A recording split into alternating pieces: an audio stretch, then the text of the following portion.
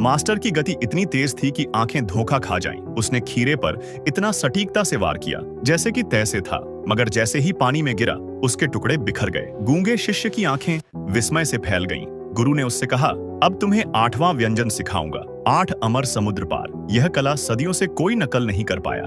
इसका रहस्य है वंशानुगत काले लोहे की चाकू। 1 महीने की कठिन साधना के बाद शिष्य ने सभी 8 व्यंजन सीख लिए, मगर जैसे ही गुरु ने उसका पकाया हुआ व्यंजन छका, उसके मुंह से काला खून बह निकला। शिष्य घुटनों पर गिर पड़ा और बोला, अपराधी मैं हूँ। गुरु ने ठंडी सांस लेकर कहा, इसमें जहर है तो असली उस्ताद तू ही है। यही शिष्य का अतीत खुला। वह वास्तव में गूंगा नहीं था। 15 साल पहले लियू गोंगोंग ने उसके पिता को, जो स्वयं महान रसोइया थे, एक छोटी सी गलती पर बेरहमी से मार डाला था। पूरा परिवार मौत के घाट उतार दिया गया, सिवाय उसके। तब से वह सिर्फ एक मकसद के लिए जी रहा था, बदला। इसीलिए उसने गुरु का शिष्य बनकर पाकला की गुप्त विधाएं सीखी। और अब वही घड़ी आ चुकी थी। लियू गोंगोंग स्वयं व्यंजन चखने आने वाला था, लेकिन एक बाधा थी। रसोई में प्रवेश का अधिकार सिर्फ गुरु को था। इसीलिए उसने अपने ही गुरु को झर देकर बलि चढ़ा दिया। मृत्युशैया पर गुरु ने चेताया, यह चाकू हत्या के लिए नहीं बना, मगर शिष्य का हृदय प्रतिशोध से धधक रहा था। गोंगगोंग दरबार में आया।